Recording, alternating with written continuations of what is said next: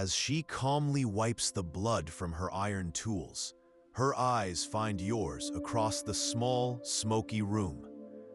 They are not filled with relief or joy. They are filled with a cold, clear, terrifying understanding. She knows her gift makes her a target, and in your eyes, she sees that now, so do you. It's a pattern that never changes, the powerful suppressing natural, accessible remedies that threaten their profits. Whether it's a medieval priest condemning a midwife or a modern pharmaceutical giant burying studies on a plant that works too well. With a final guttural cry from the mother and a wet, sputtering gasp, a new life enters the world. Ilara works quickly, cleaning the infant, her movements efficient and ancient. The mother is alive. The child is alive. A miracle, but not of God, of a woman. It offers a salvation that doesn't require a tithe to the bishop or a confession to a priest. She can ease the agony of childbirth, prevent a life from starting, or save one from ending, all without the church's permission. To a structure built on absolute control, this is the ultimate heresy. So they gave her knowledge a new name: witchcraft. They took that beautiful purple flower, the one that can numb the pain of a screaming mother, and branded it the heretic's bloom, a tool of Satan. In the discarded secrets of medieval dump sites, archaeologists now find caches of surprisingly delicate surgical tools: forceps, scalpels, bone saws, and clay pots still holding the residue of sophisticated herbal anesthetics. Ilara's knowledge wasn't superstition. It was a science passed down from mother to daughter, a secret language spoken in gardens and forests. This secret is why they want her dead. Her power doesn't come from a dusty Latin book or a golden crucifix. It grows from the damp earth. It flows from the moon. In the flickering firelight, the midwife moves with a terrifying calm. Her name is Ilara, but the village calls her the hedge witch. Her hands, stained dark with a poultice made from a deep purple flower you've never seen, are steady as she works. This isn't prayer. This is practice. What 99% of people will never know is that this is real medicine. History wants you to believe that all healing in this era was butchery and prayer. But they lie. The church didn't fear witches. They feared competition. They feared the woman who could do what their priests could not, with nothing but a root, a flower, and a whisper of ancient knowledge. You are huddled in the corner of a hovel, the air a suffocating blanket woven from sweat, blood, and the sharp, earthy scent of crushed herbs. It's a smell you know will stain your memory forever. A young woman, no older than 16, thrashes on a straw pallet, her screams swallowed by a leather strap clenched between her teeth. Her body is a battlefield. Discovery meant torture, a confession forced by hot irons and shattered bone, and a horrific screaming death in the public square. But as you stare at the hidden diagram of the forbidden plant, you feel the impossible weight of it all. You realize the Bible in your hands is not just a holy book. It's a hard drive. It's a library. It is a weapon. And it makes you wonder, if this is what they hid in God's holy word, what other secrets did they bury in the unhallowed ground just beyond the monastery walls? These scribes, these quiet monks in their frozen cells, were not just copyists. They were information smugglers.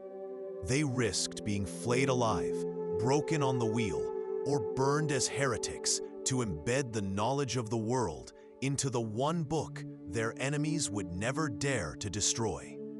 It's no different from modern activists using encrypted channels and digital steganography to organize against oppressive regimes that control the internet. The tools change, but the war for truth is eternal. The stakes were absolute. He points to the golden halo of a saint. You see a holy light. I see a star chart, a map of the heavens they told us was a lie. He flips again to an architectural drawing of the Tower of Babel. You see God's wrath. I see the principles of the flying buttress, an engineering secret the guilds would kill to protect. This network of coded knowledge was the medieval equivalent of the dark web. It was a decentralized, peer-to-peer system for preserving the truths the authorities, the church, the crown, the guilds, wanted to obliterate forever. It's wolfsbane, a perfect botanical diagram, from root to blossom, hidden in plain sight. An instruction manual for a poison, a medicine, an abortifacient, a plant the church has declared an instrument of Satan, its knowledge an unforgivable heresy. You snatch your hand back as if the page itself is hot. This is survival, Thomas cuts in, his voice gaining a dangerous strength. This is a sophisticated data compression system, a secret language of survival woven directly into the fabric of worship. He turns the page, his movements frantic now. He traces a specific looping vine.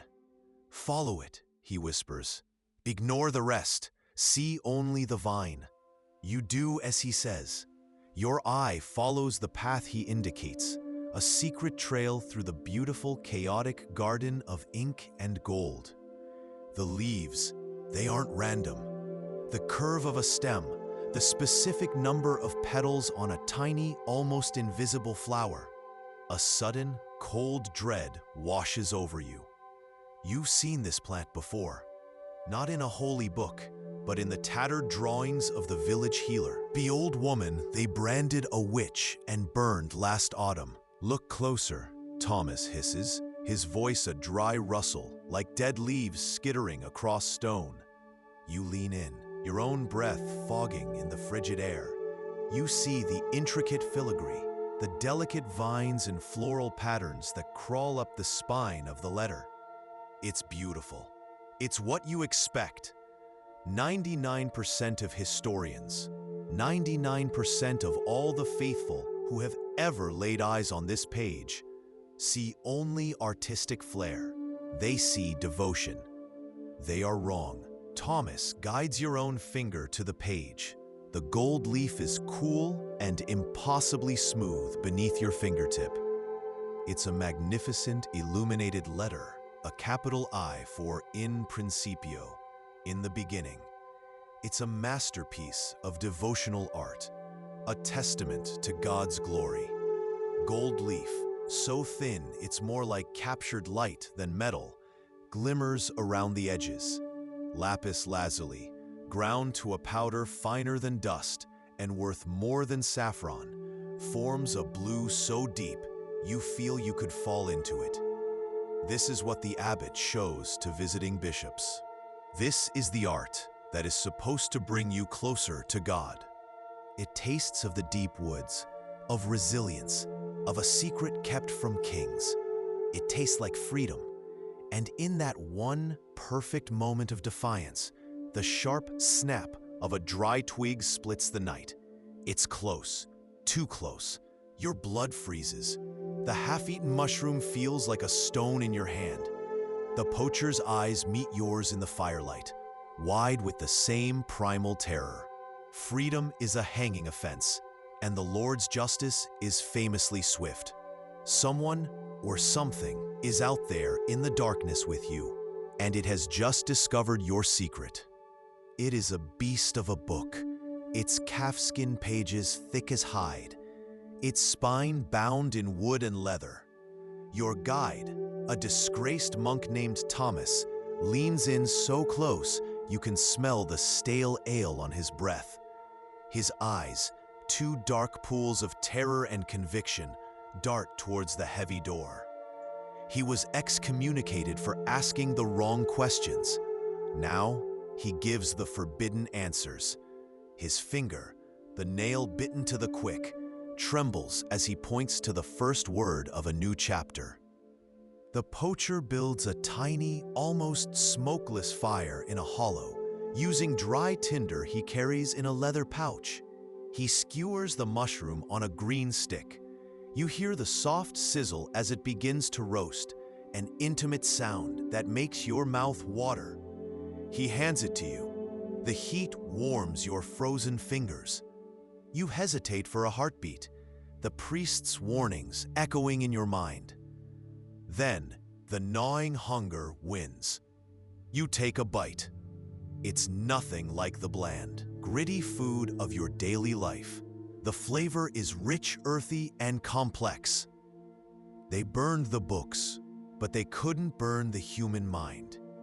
The mnemonic scribes knew this. What they don't want you to know is that they perfected a forbidden technique to hide entire libraries within the very texts their enemies sanctified. You're in the scriptorium. The cold seeps up from the flagstones, a damp chill that even the shivering flame of your tallow candle can't fight back. It smells of beeswax, old parchment, and the faint, sharp tang of fear. Before you, resting on a heavy oak lectern, lies a monastery Bible, a vast and nutritious menu that was officially forbidden, labeled unclean, or simply ignored, because a well-fed peasant is a peasant who might begin to question the order of things. It's a timeless strategy of control. It's the same logic used today when corporations patent the seeds of life and engineer crops that require their specific chemicals to grow, strangling food sovereignty and making millions dependent on their supply chains. They call it innovation. You would call it what it is, a leash. The real question isn't what you knew, it's why they were so terrified of it.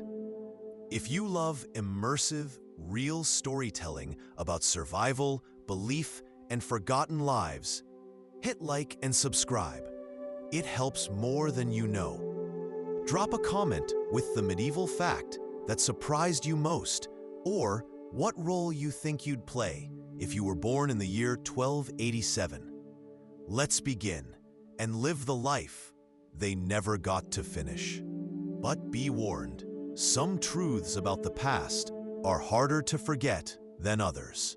To eat them, he thunders from the pulpit, is to invite damnation into your very blood. The poacher slices one free with a worn blade. He holds it up in the sliver of moonlight. This is not sin. This is survival.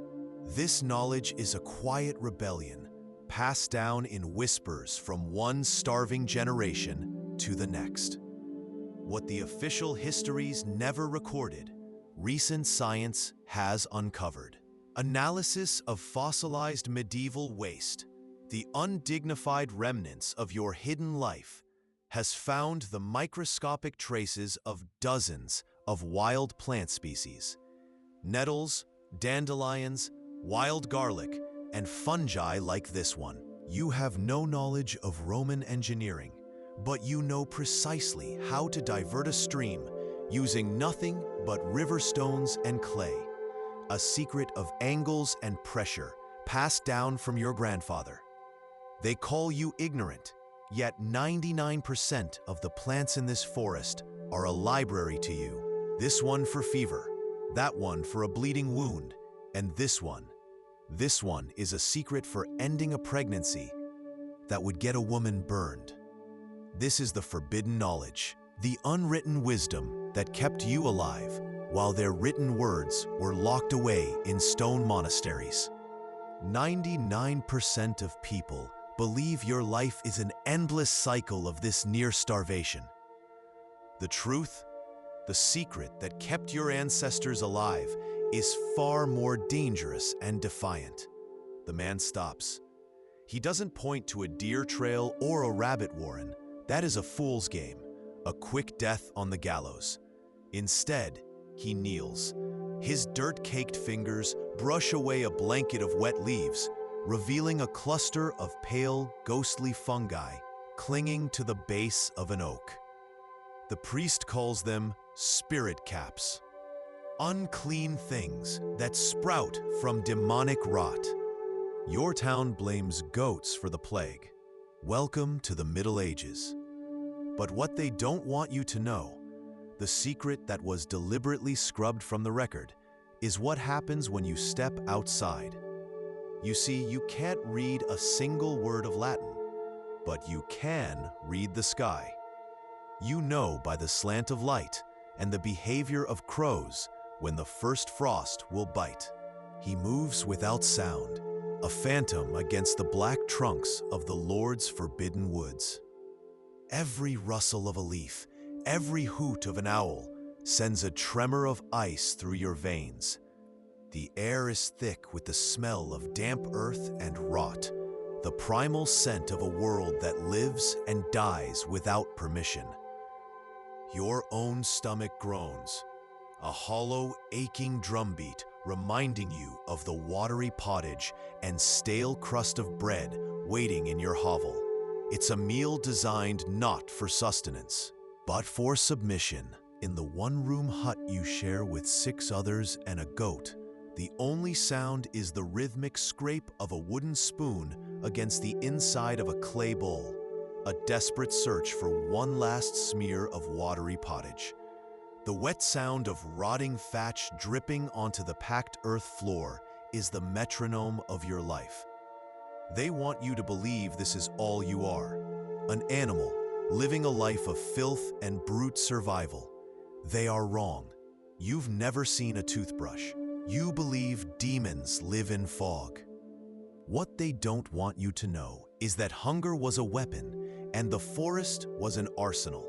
The church taught you that the grumbling void in your stomach was a test of faith, the Lord, that it was the price of His protection. They were both lying. Hunger was the cage they built, and for centuries, they held the only key. But tonight, you are learning how to pick the lock. You follow a shadow through the trees, a man whose name you dare not speak aloud. The first lie they told you was the greatest. It wasn't written in a king's decree or a secret papal bull. It was whispered for 1,000 years until it became the truth they teach in schools, that you were nothing. The freezing mud sucks at the rags wrapped around your feet. Your breath ghosts in the air, smelling of wood smoke and the faint, sweet decay of the forest floor.